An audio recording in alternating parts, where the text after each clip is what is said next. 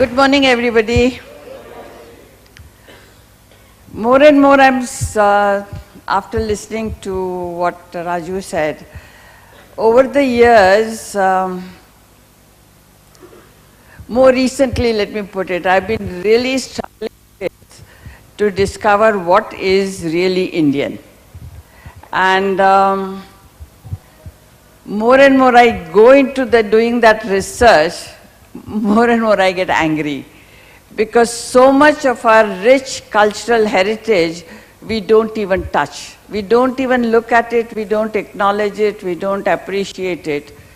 And I've gotten into this kind of exploring this issue because right when I started teaching at IIM, I used to, in one of my courses, I used to ask, write down what are 10 good things, the positives about the country and what are the negatives about the country. Over the years it has changed, but in the initial years I used to get 2 positives and 20 negatives. And it used to get me really furious and say, can you not think of anything more than just 2? And those 2 would also be like imitations and copies of what we were doing in terms of copying the Western countries. Over the years, it has changed. We are now a country with, who can take pride in being the emerging country rather than emerging economy, rather than a third world developing country. Because earlier when I used to get invited, they used to say, we want somebody from a third world country. And I would say, I don't want to come. Because it used to bother me that country is not a country, but you say a third world, and who has really given this? And so it is with our HR. We have a rich heritage of some very good practices, especially in education, and we continue to beg, borrow, and adapt and adopt, but do not discover what is really our cultural heritage, which can be translated into positive HR practices.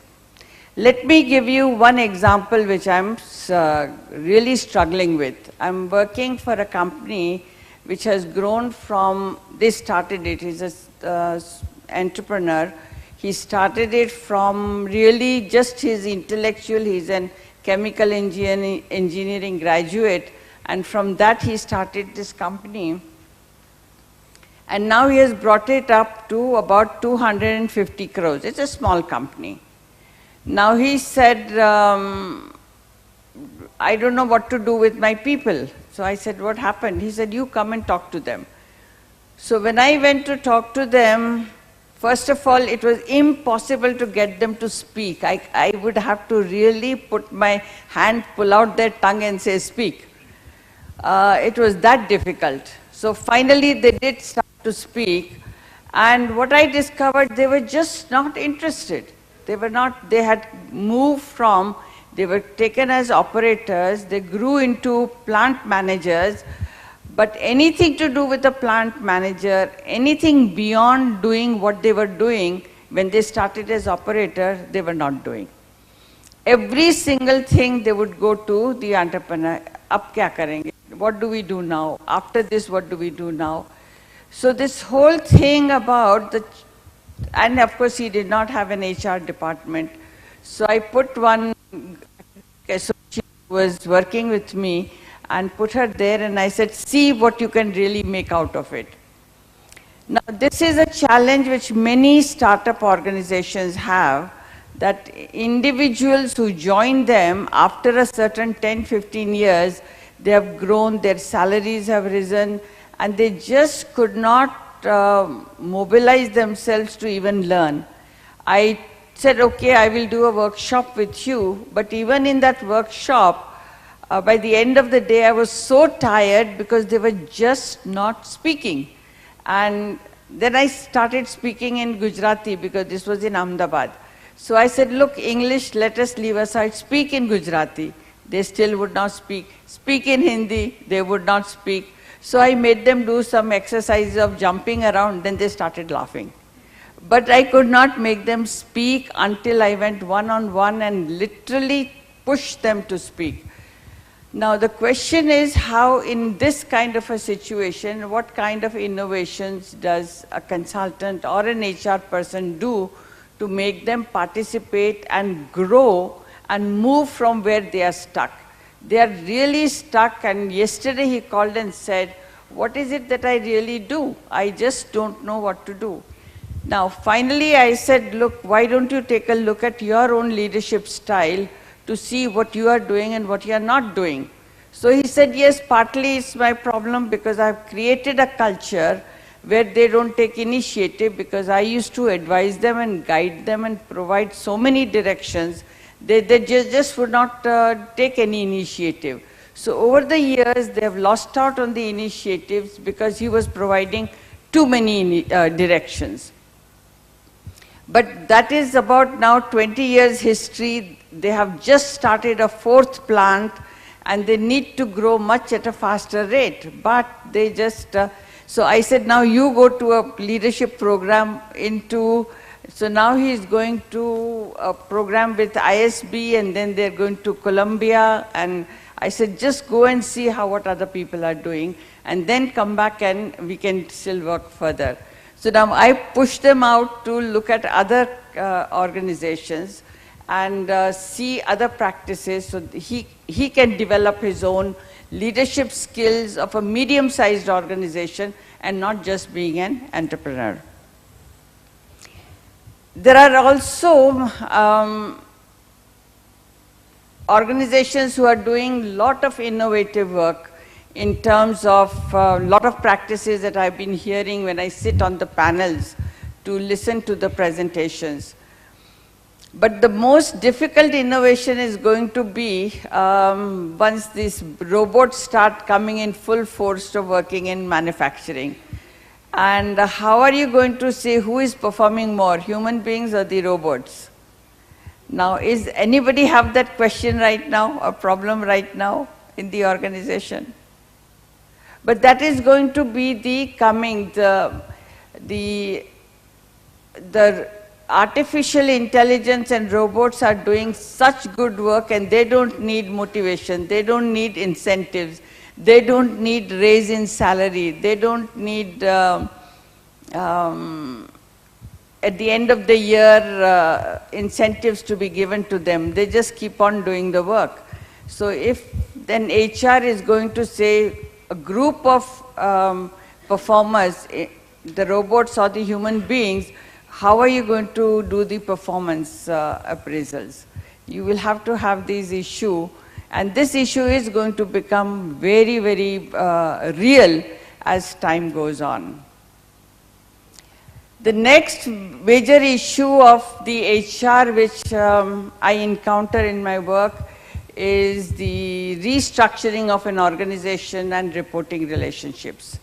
If you have, especially if you have a complex structure like a matrix structure, how do you redefine the managerial and senior management's role to be able to work in this structure and take the roles which are necessary for this structure?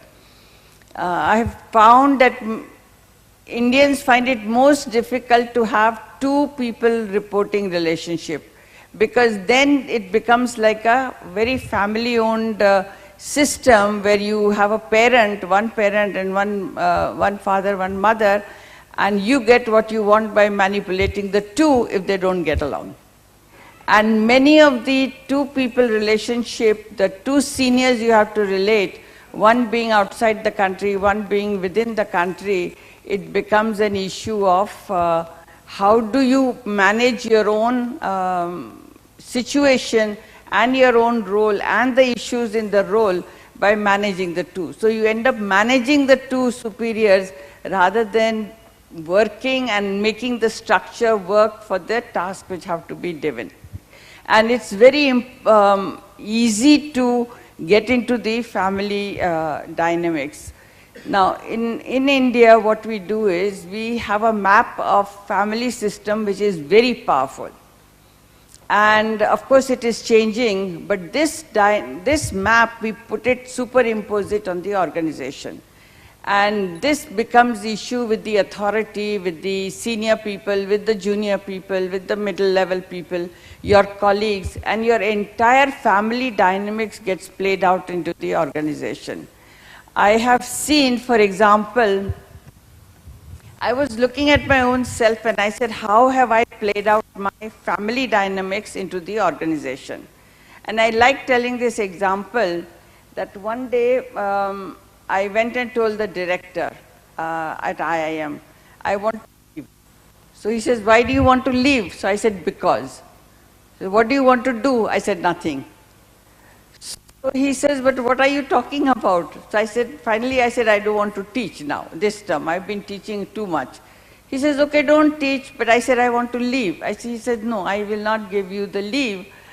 But you don't teach for a term and then you start teaching.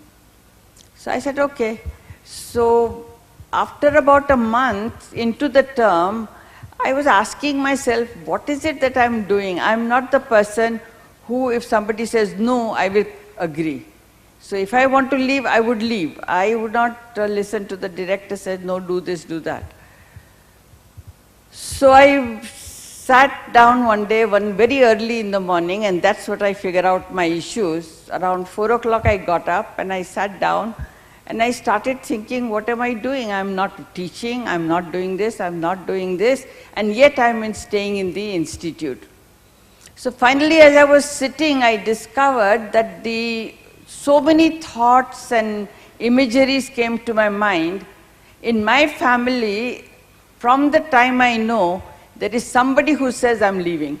For whatever minor reason, he says I'm leaving.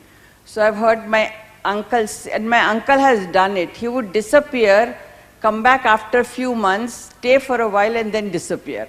So he would say, I'm leaving. My grandfather would start saying, मैं जाता हूँ. And he was 90 years old, and why is he going? Because he was not getting enough ghee in his khichdi. So I'm going. So this whole thing is, and I've seen my father do it. He disagreed with my uncle in the business they were in, and for weeks he would be staying at home. Of course, he developed his own astrology and found out all the reasons and all the stars why he was doing it. But he would leave and not go back to the work. So I said, I'm following the same pattern. I'm saying I'm leaving. Why? Without any reason, without any information, without any understanding of why I want to do what I want to do. So very often, this has happened even in our organizations, we have a... So I went and told the director, okay, I'll go back to teaching. So he said, now if you want leave, I'll give it to you. So it was I think he was a very sensible director who kind of knew I was struggling with something. So he let me have the time and the space to figure it out. Now my question is, when we are trying in the industry, in the organizations, to come up with practices which don't work, we have to say whether we are grounded into our own cultural, social realities. Because if we are just using the borrowed methodologies, they only take you this far. They don't take you very much further. Because they are not very much embedded in our own psyche. It is a very head thing and not necessarily internalized, accepted, coming out from the social, cultural codings. So we have a rich cultural heritage, a rich social heritage. We have to translate it into an operating organizational practices which would make sense. And I give you one more example. I have, again, working in an organization, the owner said, it's a large organization, 1,500 crores, something like that. He said, my workers just don't listen to anybody. They only want me around. So I went to their company to see what was happening. And one day I was coming out from lunch and walking across the garden. About 100 workers were sitting as if they were in mourning. Their hands were in their head and they were looking down and very sad. And so I went and sat with them and I said, what is bothering you? They said, look at our owner, he gave the name and said he has made us orphan. I said, how has he made you an orphan? Because now he doesn't care for us. But I said, he's doing other businesses, he's growing the business so that the company would grow. He said, that may be so, but he has made us orphan. So I said, what do you want from him? He should be supervising and be in the plant every day. But I said, he's given you such a good manager and such a good person to be working with you people. He said, yes, but he's a proxy, he's not real. Now, our issues are that our social system, this is of course a dysfunctional aspect of the social cultural patterns that we have. We need to discover how do we translate these into positive practices so that they would work. And I have seen what works is that in these situations, the top person or the main person is really very important to the rest of the employees. Now, there are so many other things about practices, there are so many things about managing people, but large number of people are still coded with the social structures and social codings as they have internalized in the family.